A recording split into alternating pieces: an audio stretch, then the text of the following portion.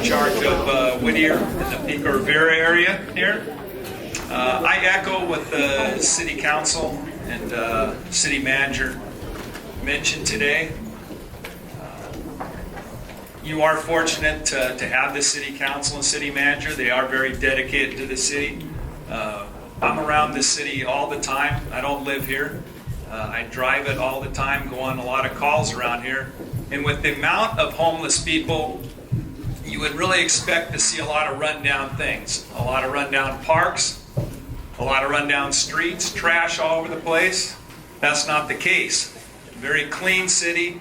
We're in the back alleys, basically going, we are the medical program for a lot of the homeless. We do go on a lot of calls that involve the homeless, a lot of fires in the area that involve the homeless. It is an issue. It impacts our department. Every one of my people that work here in the city have chosen to work here. They're not forced to work here. They could go work somewhere else if they want. It's not a bad place to work. They all love to work here. This battalion, we have 22 battalions in LA County Fire. When I go around and work throughout the county, there's always vacancies in those battalions. We have over 200 vacancies in our fire department. Really no vacancies in this battalion at all. People want to work here. They enjoy working here. As the city manager mentioned, a lot of new apartments, units going up. We're not getting any extra staffing for that. So that impacts us. My guys are up all night most of the time, and that's after working all day. It is expensive. I feel that I have a good job, that every month there's not a whole lot of money left over after I pay my bills. I frankly don't know how a lot of people do it. I really don't. I know it's tough out there. When we talk to people, it's very, very difficult out there. I feel for the homeless. And so with that, we're here to assist the homeless when they need medical care, when they need first aid.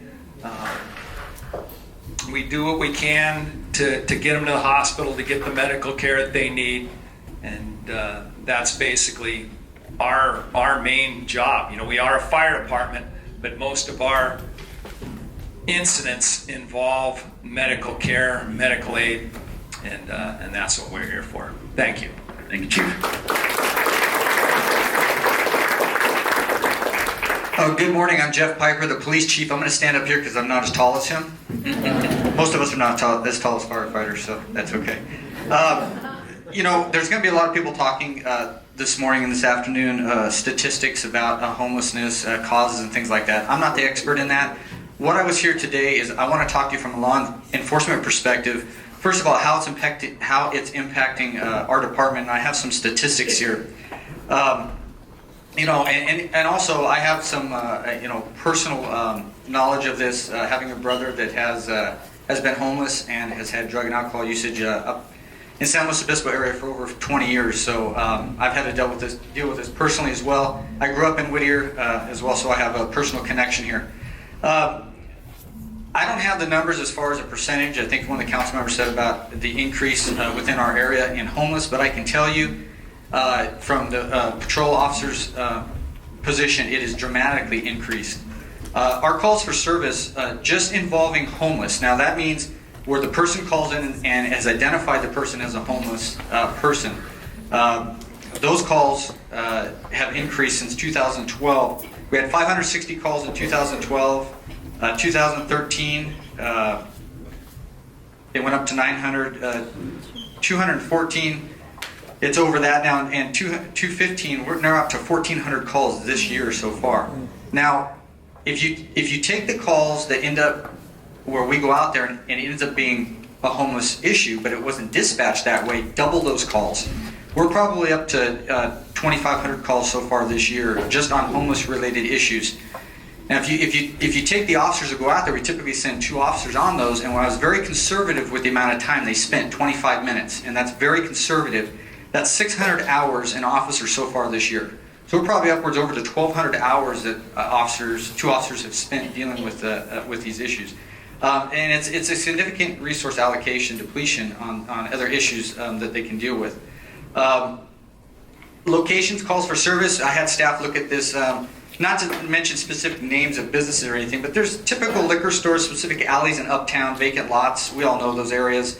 Certain business complexes, encampments along the Greenway Trail, a few parks, and some other individual businesses where we typically are responding to. The types of calls that we go on typically comprise of panhandling complaints, trespassing, loitering, going through recycle bins, drinking in public, and relieving themselves in public. Of course, we have other calls as well, quite a few, such as man down calls, which is health-related issues and those kind of things, where we request the assistance of the fire department, assaults, and things like that. Officers must balance discretionary enforcement and their compassion with their responsibility to maintain an acceptable quality of life for those that live and work here. That's fine, but I am the police chief, so I'm Do you think this is important? I'll keep talking. Okay. So, training and education is very important. We know the incident that really started the infusion in Fullerton, with what happened with that incident, not to talk about it one way or the other. But I can tell you, as chief, since 2011, we've taken a very proactive approach in training our officers in mental health, way beyond what the police officer standards and training state of California requires us to do. In addition, the governor signed 2 bills this month, which increases our training for our officers and our field training officers to deal with crisis intervention and behavioral health issues in the field. We work with a lot of nonprofits in the city.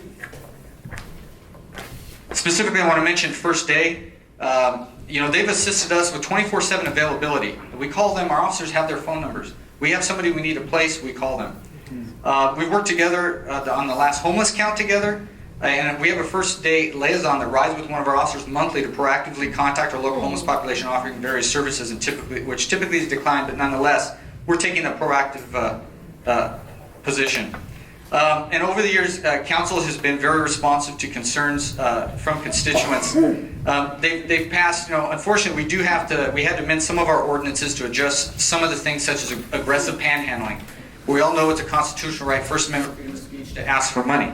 However, certain behavior crosses the line, and therefore we've addressed that through an ordinance, and council is very responsive to that. We also recently passed another ordinance that amended our camping ordinance, which really deals with the unattended or abandoned property. And I see some of you probably have seen that, for instance, around by Nellis, the old railroad track property. We get a lot of unattended and abandoned property out there.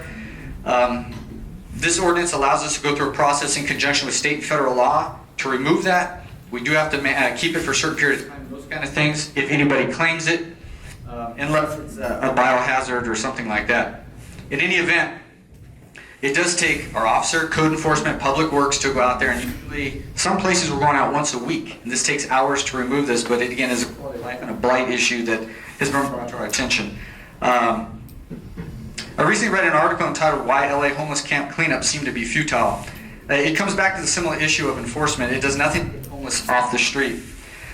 We're currently looking at a new collaborative effort with the Department of Mental Health.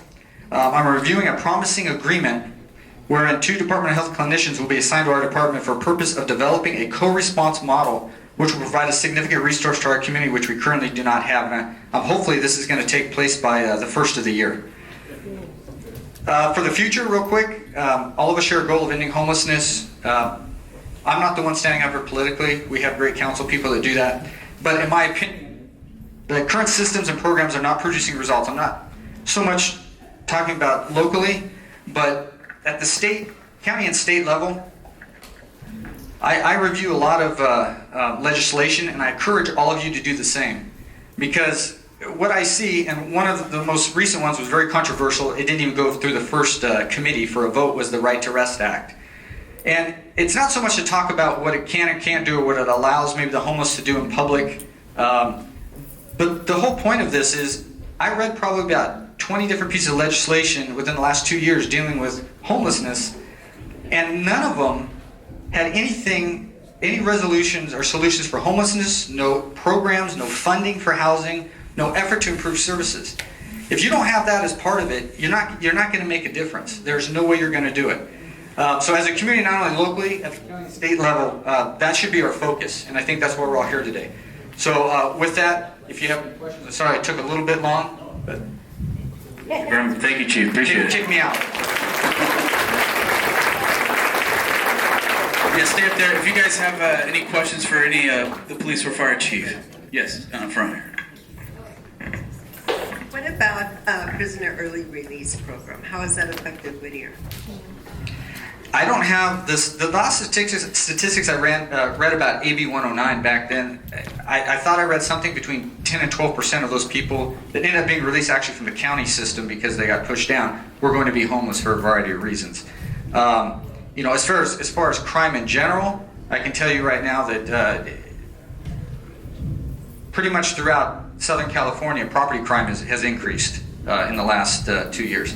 I know I saw a report regarding AB 109 up to this date, and they indicated while it was not, it was only property crime, stolen vehicles that was up 12%. But I can tell you from the boots on the ground, that's not the case.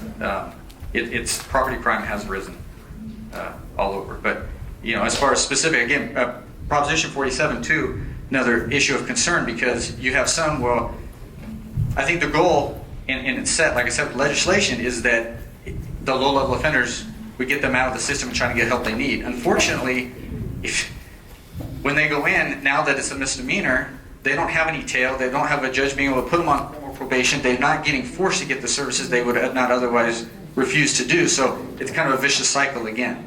So while we're not into, I don't want to put people in custody for that, but sometimes it forces them to get the help they need. At least it's a chance to get them, you know, whether it's mental health, whether it's drug and alcohol. You're welcome. Yeah. Any other questions? You know, I have a question for the fire chief. I'm a paramedic and engineer in a small department in the county.